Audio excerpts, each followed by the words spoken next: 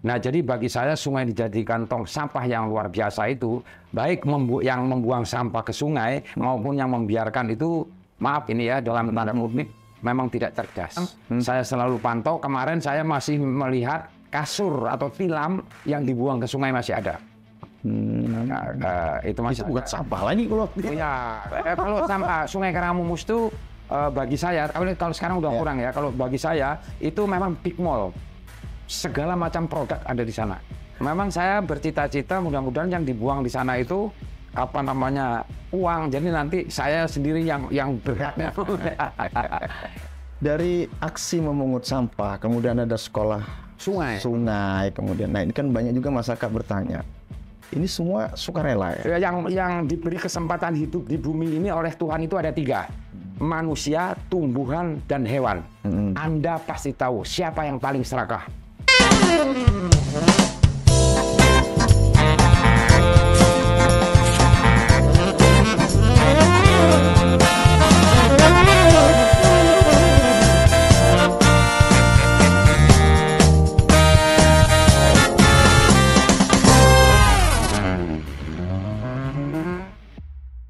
Assalamualaikum warahmatullahi wabarakatuh. Selamat siang Sobat Busam ID sekalian. Kembali lagi kita di program podcast Tea Time ya kali ini. Lagi-lagi Tea Time ya, biasanya coffee time, kita ini tea time. Waktunya ngeteh. Nah, Sobat Busam ID sekalian, podcast Tea Time kali ini kita ketemu dengan orang yang saya pikir ini spesial ini. Kalau dilihat ininya agak langka, sosoknya langka, unik ya, itu mungkin penilaian masing-masing. Saya panggil Mas atau terserah, umum bebas ini. Mas. Oh, saya panggil Mas saja. Mas Misman, ya. Lama lengkapnya Mas? Misman aja. Oh, Mas Misman. Mas Misman. Sangat singkat. Ya, saya sedikit tahu beliau ini sebenarnya sosok yang sekarang ini dicari-cari para pegiat lingkungan ini. Karena baru-baru terakhir verifikasi faktualnya untuk mendapatkan Kalpataru ya. Wah, itu penghargaan paling tertinggi di Indonesia itu Kalpataru. Untuk kategori perintis. Dia ada 4 kategori: perintis, pembina, penyelamat, perintis ya. Pembina. Pokoknya ada 4 kategori. Saya yang masuk di perintis. Tapi pasti dapat ini ya Mas Wisman? Insya Allah ya, karena ada tiga penilaian: pemberkasan virtual, pertanggungjawaban pemberkasan tadi, kemudian verifikasi lapangan. Ini 3 udah berjalan nih. Nah, kita memang tematik kita masalah hoax ya, Mas Wisman ya, Sobat Busam ID sekalian. Tapi kali ini kita karena ini ada sosok yang mungkin kalau dibilang ya ini susah ketemu beliau nih sebenarnya. Ini alhamdulillah kita hadir di studio Busam ID, jadi kita bisa dengar sedikit lah. Ini penghargaan Kalpataru tuh apa? Kok bisa juga Mas Misman ini bisa dapat? Sampai pada persoalan yang agak unik itu kan sekolah sungai ya. Iya. Sekolah sungai. Nah, bisa diceritakan sedikit saja supaya Sobat Busam ID ini bisa tahu. Sosoknya Mas Misman ini seperti apa? Saya Misman ya, lahir di Samarinda. Asli lahir di Samarinda. Masih muda sih saya, 64 tahun yang lalu. Masih muda. 64 tahun yang lalu lahir di Samarinda. Saya punya 2 orang anak gitu. Gitu sampai sekarang masih tinggal di Samarinda. Terkait dengan lingkungan, saya mulai bergerak memperhatikan sungai itu tahun 2005. 2005 berarti sekarang 2023 sudah 18 tahun lebih mungkin ya. 18 tahun. 2005 kemudian itu kadang-kala saya videokan, saya apa macam. Terus tahun 2015 saya viralkan lewat akun Facebook saya. Namanya? Nama Misman masih. Misman juga. Misman. Kita akun Facebook Misman. Saya viralkan di situ.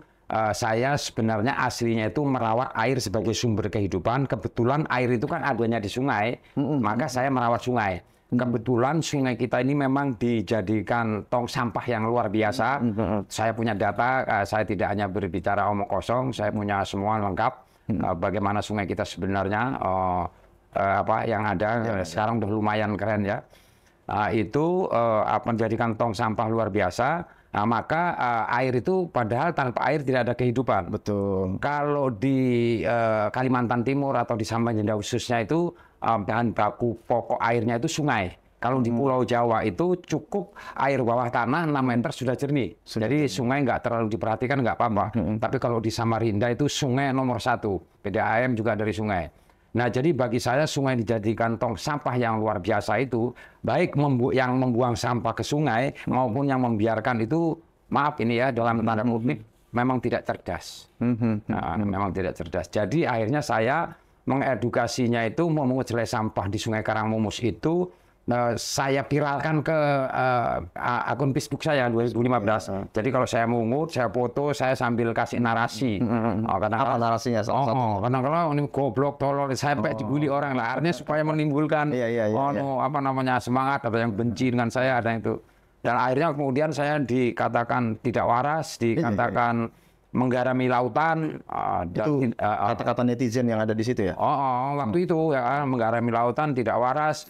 Masa yang buang ribuan, yang mengut sendirian, ya kan gitu kan. Tapi saya terus lakukan.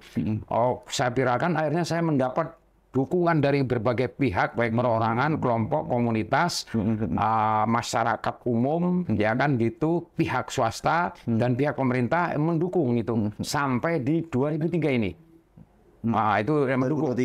Sampai di tahun ini kan itu mendukung. Lalu saya mungkin karena konsisten itu, teman-teman membantu saya. Ini man di Indonesia ini kan harus ada negara hukum. Jadi kalau sendirian ini nggak ada badan hukum, repot. Maka kita bentuklah yang namanya anggaplah semacam LSM ya tuh, Gerakan Memungut Selai Sampah Sungai Karangmumus, GMS-SKM. GMS-SKM, Gerakan Memungut Selai Sampah Sungai Karangmumus. Kenapa selai? Gini maksudnya. Kalau sehelai aja kami pungut, kami mohon sehelai pun jangan dibuat. Itu falsafahnya begitu, Pak. Filosofinya. Selai aja kan kami pungut nih. Jadi kita sehelai pun jangan dibuang. Tapi kenyataannya selai kita pungut, yang membuang karungan. Jadi itu yang terjadi. Sampai hari ini masih banyak yang membuang. Saya selalu pantau. Kemarin saya masih melihat kasur atau tilam yang dibuang ke sungai masih ada. Itu masih bukan sampah lagi kalau kalau sampah Sungai Karangmumus itu bagi saya, kalau sekarang udah kurang ya. Kalau bagi saya itu memang big mall, segala macam produk ada di sana.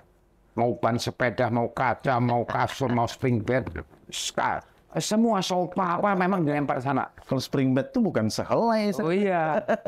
Memang saya bercita-cita mudah-mudahan yang dibuang di sana itu uang, jadi nanti saya sendiri yang beratnya. Itulah artinya untuk intermezzo ya, supaya nggak terlalu tegang. Nah, dari aksi memungut sampah, kemudian ada sekolah sungai, kemudian, nah ini kan banyak juga masyarakat bertanya, ini semua sukarela ya? Iya, sukarela. Tapi kan sukarela pasti juga ada penopang dana dong, Mas Misman. Tidak, ya mohon maaf, misalnya pekerjaan pasti ada jasa atau gimana? Atau ada yang membiayai atau apa dari mana? Jadi gini, kalau saya pribadi dan GMS-SKM itu hampir tidak pernah membuat proposal kemana-mana. Habis hampir tidak pernah minta bantuan kemana-mana. Tapi alhamdulillah bantuan datang sendiri, seperti perahu dan baik dari pihak swasta, perorangan, kelompok, komunitas, bahkan pemerintah. Kami tidak membuat proposal. Dia datang, Mas Miswan ini kelihatannya perlu perahu, kami ada dibantu perahu. Gitu. Mas Miswan ini perlu beli tanah untuk bangun pondok sekolah sungai, itu urunan. Nah gitu ya, jadi gitu. Jadi gini, pertama kan kegiatannya memungut sampah di Sungai Karangmumus agar sungai itu tidak dijadikan tong sampah. Tujuan utamanya di situ tidak menghabiskan sampah di Sungai Karangmumus, tapi menghabiskan kebiasaan yang nyaris menjadi budaya tidak berbudi luhur terhadap air sebagai sumber kehidupan. Jadi bukan mau menghabiskan sampah, tapi membangun budidaya luhur untuk menghargai sungai. Kalau mau menghabiskan sampah, rasanya tidak mungkin selama budaya bersih itu belum terwujud. Maka tujuan memungut sampah itu bukan menghabiskan sampah, tapi membangun orang untuk berbudi luhur terhadap air sebagai sumber kehidupan manusia dan makhluk Tuhan lainnya. Kadang-kadang kita lupa, kita mengira air itu diciptakan Tuhan hanya untuk manusia. Padahal untuk naik ton situ untuk biota air, ada ikan, ada udang, ada buaya, ada belut, ada kepiting, itu semua ada makhluk hidup lah. Seharusnya itu mereka kita beri kesempatan. Jadi kita bisa berdampingan dengan makhluk Tuhan lainnya. Nah, dalam ilmu lingkungan disebut biodiversitas, dalam agama disebut rahmatil alamin. Saya kira itu yang harus kita sadari. Jadi semua memang lahir dari sukarela, dan semua itu juga lahir dari keinginan kuat bagaimana air itu memang betul-betul menjadi kebutuhan pokok. Bukan hanya untuk manusia. Bukan hanya untuk manusia, tapi makhluk hidup semua. Ini, hari ini air comberan, bahkan air septic tank itu bisa dijadikan air mineral sejernihnya oleh manusia dengan teknologi tinggi. Betul. Tetapi ikan, udang, burung, kepiting tidak bisa membuat itu. Dia akan mati.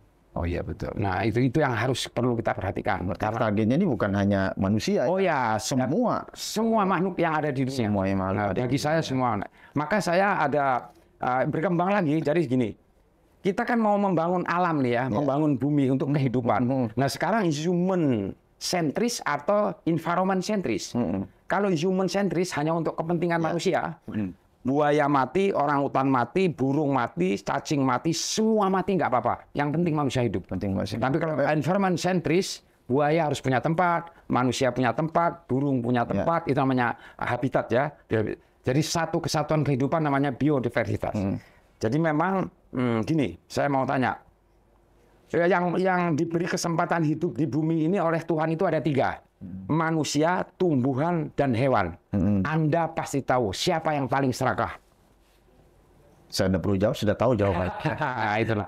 Nah, di situ kesadaran itu yang terus saya bangun untuk kita semua. Bahkan saya, ya kalau bisa bicara untuk dunia lah ya, jangan untuk sebatas di. Dan membangun ini kan tidak semudah membalik telapak tangan bahasanya. Yang paling saya tanya adalah pasti kendala. Iya. Kendala yang paling Mas Wisman hadapi yang susah sampai sekarang mungkin masih ada, itu apa? Kadang-kala kadang-kala kebijakan pemerintah dan masyarakat yang tidak sadar. Ini, misalnya kebijakan pemerintah misalnya nih, sungai itu pada dasarnya tidak boleh dibeton. Karena kalau sungai dibeton itu dia jadi kanal. Itu 100 tahun kemudian dia jadi paret, anak cucu kita nggak punya sungai. Oh gitu. Jadi sungai itu ada ekosistem namanya. Tumbuhan di airnya namanya tumbuhan akuatik, tumbuhan di tepinya tumbuhan amfibi, lalu tumbuhan di atasnya agroforestry. Yaitu percampuran antara tanaman hutan dan tanaman buah. Tanaman buah untuk dikonsumsi manusia, tanaman hutan untuk dikonsumsi satwa liar. Jadi berbagi kita. Nah, itu nggak boleh. Sungai itu tidak boleh begitu. Nah, itu kebijakan ya. Tapi karena jadi itu ini sungai itu bisa salah sudut pandang. Nah, bukan salah sudut pandang. Saya nggak menyalahkan ya. Beda sudut pandang. Beda sudut pandang. Ada yang memandang sungai itu adalah sudut pandangnya sebagai penyebab banjir. Karena tetapi bagi saya sungai itu adalah sumber air. Nah, kalau sungai itu penyebab banjir, pendekatan pembangunannya dikeruk, dilebari, diluruskan, dibeton. Dia jadi kanal. Tapi kalau pendekatannya itu adalah sumber air, sungai itu dijaga ekosistemnya. Maka ada yang dikenal oleh das hulu, das tengah, das hilir. Bagi saya itu namanya ruang air. Apa itu ruang air? Bukit, gunung, lembah, rawa, dan tumbuhan liarnya itu ruang air. Kalau itu rusak, walaupun sungai didalami, dilebari, diluruskan, tetap Samarinda akan tenggelam. Itu namanya ruang air ya. Nah, jadi gitu. Sungai sebenarnya tidak boleh diluruskan. Itu meandering. Sungai Karamumus itu cantik meandering, berkelok. Bahkan berkelok itu maksudnya untuk menahan supaya tidak segera banjir di bagian hilir. Supaya cepat habis, itu diluruskan. Lalu kemudian berkelok itu gini, ikan dan udang yang mau hidup kalau di berkelok itu arusnya kan tidak deras, dia bisa tinggal di situ. Tapi kalau diluruskan dia akan berenang terus, dan ini menyiksa ikan dan udang. Saya yakin itu masuk neraka kita. Ya karena kita jolim terhadap makhluk hidup yang. Nah itu kita harus paham itu. Terus kadangkala orang mengatakan penyebab banjir itu sungai. Hampir mungkin banyak orang mengatakan. Sungai itu tidak ada hubungannya dengan banjir. Sungai itu tidak punya air. Sungai itu punya ruang air yang namanya tadi bukit, lembah, rawa, dan tumbuhan liarnya. Itu nanti ditampung dulu di situ air hujan. Ketika nanti musim kemarau baru diteteskan ke sungai. Jadi memang sudah ada filter alami. Jadi segala racun yang ada di alam itu lewat rumputan, lewat rawa disaring dulu di situ, baru diteteskan ke sungai ketika kemarau. Jadi penyebab banjir itu bukan sungai ya kan, nah itu, tapi habisnya ruang sungai tadi. Ini agak panjang ilmunya kalau dijelaskan bagaimana membangun di rawa, bagaimana membangun di bukit ya, itu agak panjang itu. Ada namanya kompensasi ekologi. Biasanya kalau kita membangun itu ganti rugi lahan, tapi tidak ada ganti rugi ekologi, tidak diperhatikan. Nah ini agak panjang ini, ya kan. Saya kira itulah apa namanya yang kita perjuangkan. Mas Misman ini bakal dapat Kalpataru nih. Ya. Kalpataru. Tujuan akhir sebenarnya apakah memang seperti itu atau apa ya? Sebenarnya gimana? Karena Kalpataru ini kalau bagi saya pribadi dapat tidak dapat masalahnya bukan di situ. Tapi kalau dapat kan itu namanya penghargaan dari lembaga resmi pemerintah, itu merupakan pengakuan yang luar biasa secara dokumen ya, tertulis bukan hanya lisan. Nah itu bisalah kita untuk pegangan bahwa ini yang saya kerjakan ini benar nih, karena sudah ada pengakuan lembaga pemerintah tertinggi ya, itu biasanya tanda tangan presiden gitu biasanya ya, itu ya kan. Nah jadi saya berjuangnya agak enak nih, ada kan ya. Walaupun tujuannya legalitas sedikit ya. Gitu. Kan ada gini, artinya kapasitasnya, kompetensi kalau Misman ngomong sungai ngomong lingkungan kan dia diakui gitu loh, berkompeten. Nanti ada ditanya, siapa sih Misman kok bisa ngomong lingkungan? Nah saya kan tinggal nunjukkan ini Kalpataru artinya kompeten lah gitu. Mungkin itu aja ya. Nah, tapi yang lebih penting bagi saya sebenarnya kesadaran kita bersama, utamanya masyarakat Samarinda dan masyarakat yang datang ke Samarinda itu menyadari bahwa kita punya sungai yang harus kita jaga dan kita rawat untuk kehidupan tadi. Baik. Ya, jadi terakhir kita sebelum masuk ke saya bilang tematik kita adalah masalah hoax. Pertanyaannya, sampai kapan nanti Mas Iman seperti ini? Apakah sudah menciptakan generasi yang tadi kan ada bisa menceritakan sedikit sekolah sungai itu? Ya betul. Seperti apa ini? Sampai kapan Mas Isman? Ini udah usia 64 tahun. Iya, oke. Jadi begini, saya pertama itu kan hanya memungut sampah. Kalau memungut sampah, edukasi kurang ini. Kita harus mendidik, kita harus belajar, bukan mendidik, belajar bersama tentang apa namanya, kenapa Tuhan memberi sungai. Jadi eksistensi namanya. Kita harus belajar eksistensi sungai untuk kehidupan manusia dan makhluk Tuhan lain. Maka kita bangun sekolah sungai.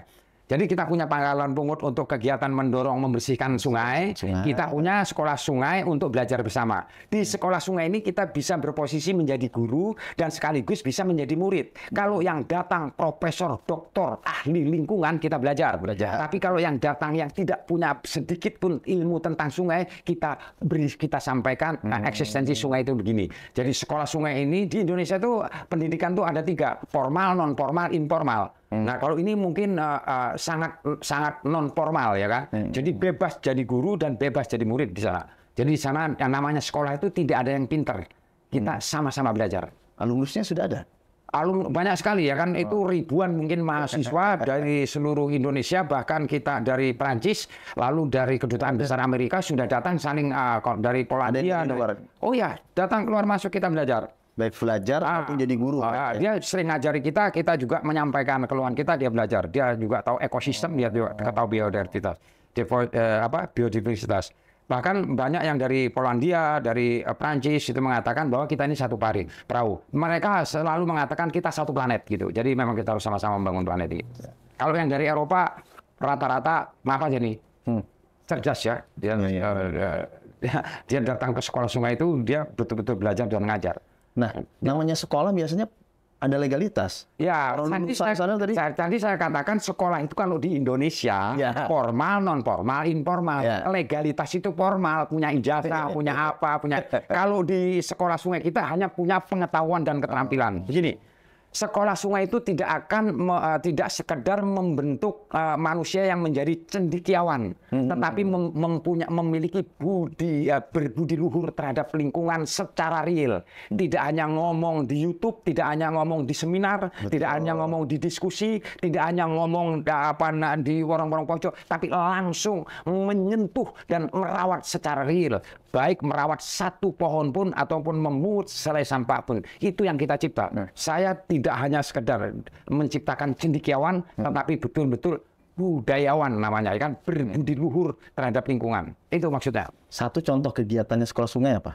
Yang Oh iya, sekolah sungai. Selain mengut sampah. Nah, di sekolah sungai itu harus menanam, menjaga tumbuhan akuatik, tumbuhan di airnya, yaitu tumbuhan enceng gondok, piapu, kumpai, yang dianggap itu gulma, itu pada rumah ikan dan udang. Lalu tumbuhan amfibi, bungur, kadembat. Nanam pohon di tepi sungai tidak boleh sembarangan.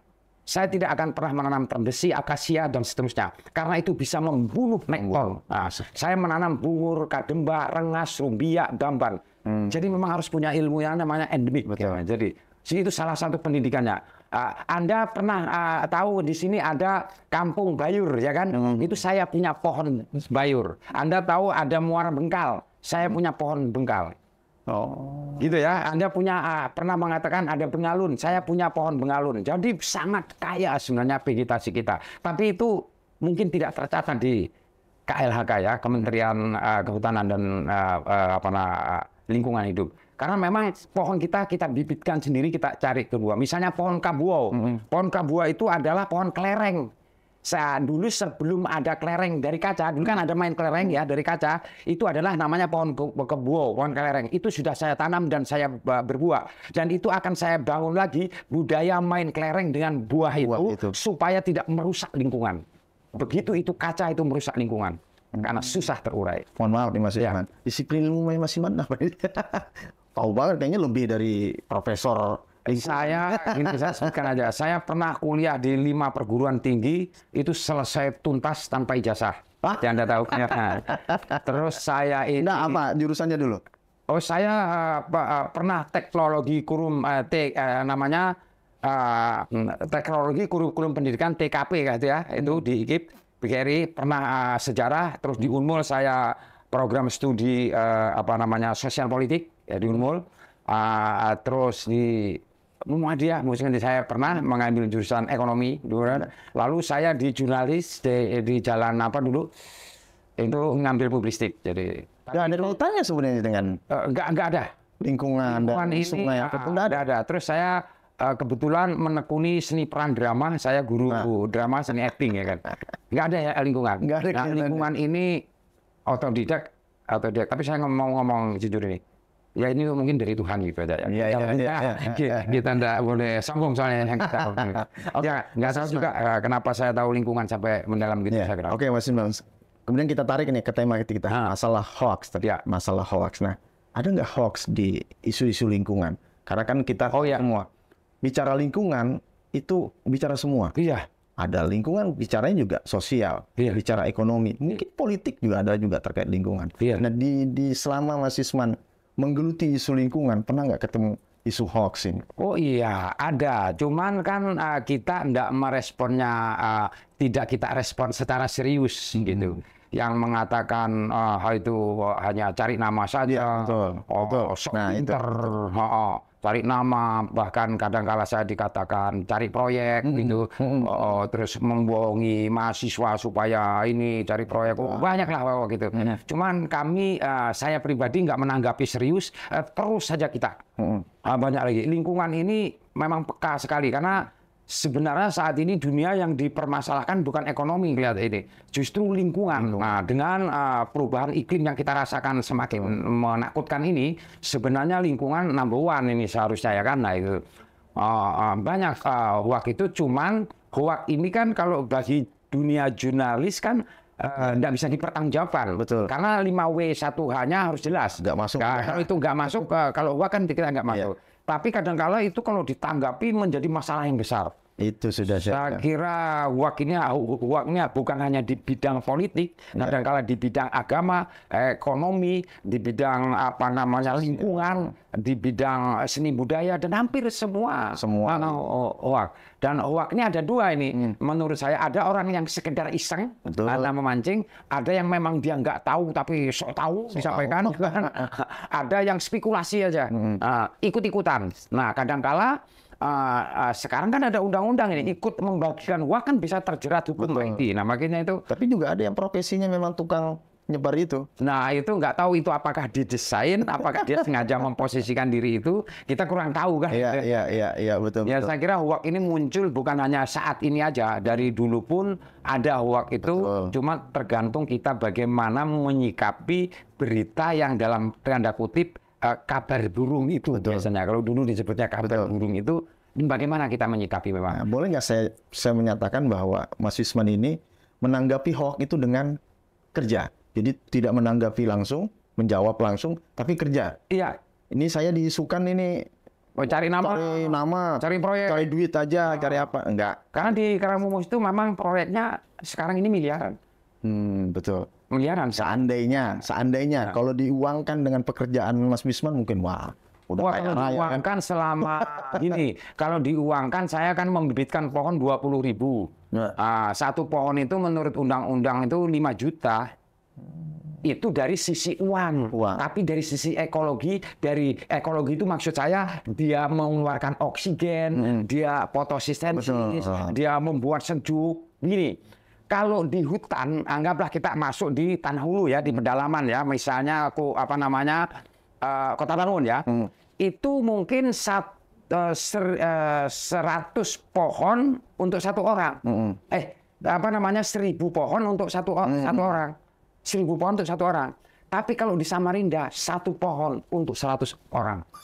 Jadi kita punya 1 pohon di Samarinda itu nilainya tinggi sekali secara ekosistem, secara lingkungan. Cuma nggak terasa. Jadi gini, pohon itu proses untuk membuat oksigen. Nah, oksigen itu kalau kita dulu waktu rame COVID itu 1 hari saya harus mengeluarkan 100.000. Itu beli oksigen tuh 1 bulan 3 juta. Nah sekarang ini kita serupiah pun tidak dipungut. Itu prosesnya dari pohon. Karena dari pohon. Walaupun oksigen itu tidak dari pohon ya. Oksigen itu dari permukaan air tawar dan air laut. 85% yang kita sedot itu dari namanya fitoplankton. Plankton. Tapi itu prosesnya juga nanti dari pohon. Daun kering jatuh, ada miliaran mikroorganisme. Nah jasad mikroorganisme itu mati, sama hujan dibawa ke sungai, ke laut, dimakan dengan fitoplankton menjadi oksigen. Jadi begitu ya. Jadi memang siklusnya memang gitu. Nah, makanya menurut saya pribadi ini, kenapa Tuhan lebih meluaskan lautan ketimbang daratan? Saya yakin kalau daratannya yang diluaskan, kita susah bernapas. Karena 85% oksigen itu dari permukaan air tawar dan air laut.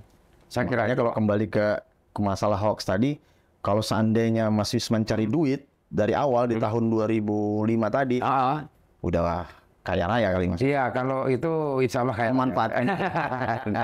Makanya intinya hoax itu Mas Wisman jawabnya dengan kerjanya. Saya kira saya berharap juga semua ketika itu digempur dengan hoax itu memang harus dijawab dengan perbuatan real. Yang dihoakkan itu apa? Misalnya kita dituduh cari nama, dan kita buktikan bahwa kita nggak cari nama. Dituduh kita misalnya merusak, ya kita buktikan kita nggak merusak.